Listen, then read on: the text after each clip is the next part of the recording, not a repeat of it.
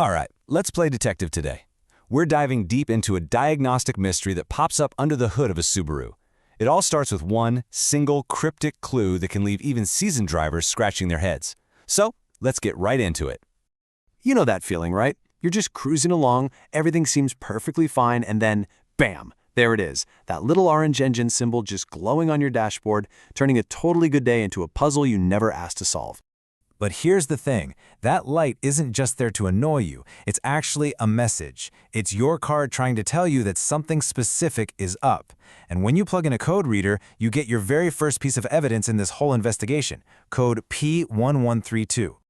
Now, instead of worrying, I want you to think of yourself as the lead detective on this case. We're going to take that code, follow the evidence step by step, and right here in this explainer, we are going to crack this case together. Every good investigation has to start with the basics. Before we start hunting for clues, we need to know what we're actually looking for. So what exactly is the crime that code P1132 is reporting? Okay, so the official name is Front Oxygen Sensor Heater Circuit Low Input. What on earth does that mean? Well, basically, your car's brain, the computer, or PCM, is listening for a signal from the front air-to-fuel sensor. But for more than 10 seconds straight, the electrical current it's hearing is way too low. It's kind of like a security guard suddenly going radio silent. Something's not right.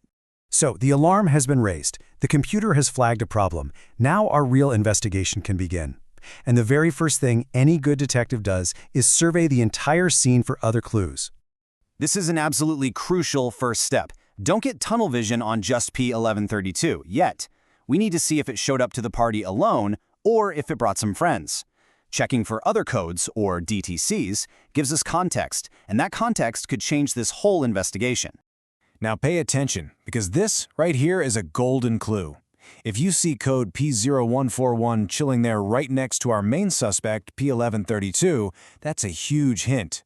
It tells you the problem probably isn't with one single sensor, but with something they both share, like a power source or a circuit. Just knowing this one thing can save you hours of guesswork. Okay, we've gathered our initial evidence. Now it's time for some real analysis. We know we're dealing with a low current issue, so we've got to follow the path of that electricity, from the source all the way to the sensor, and look for where the break in the chain is. This lays out our path forward. We're just going to trace the circuit logically.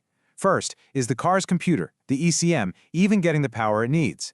Second, we check its ground circuit. You know, a bad ground is a classic cause of all sorts of electrical gremlins. And finally, we trace the power supply for the sensor itself. See, we're just methodically ruling out suspects one by one. Think of this table as our entire case file on one screen. It's our list of suspects, really. For every potential issue, whether it's other codes, a power problem, a bad ground, there's a clear recommended action. This is literally the roadmap that takes you from the problem straight to the solution. So let's say we followed that electrical trail. The power is good, the ground is solid, the wiring checks out, but the code is still there. Well, after we've eliminated every other possibility, our investigation finally corners its prime suspect. It all just comes down to a simple process of elimination. If the entire support system, the power, the ground, all the circuits is healthy, then all the evidence points directly at the component itself. The front air-to-fuel sensor has failed. Because you were so thorough, you can be confident you found the true root cause. And just like that, we followed the clues from that first initial warning light all the way to our final culprit. It's time to write the final report and close the case file in Subaru code P1132. So let's just recap the game plan real quick. This is your path.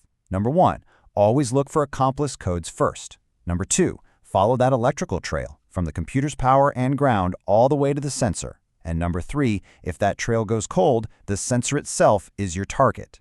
A methodical, thorough diagnosis is always the fastest way to get to the right solution. So, the next time that check engine light pops on, don't panic. Remember, you're not just a driver, you're the detective on the case. All the clues are there, they're just waiting for you to find them. The only question left is, are you ready to solve your car's mystery?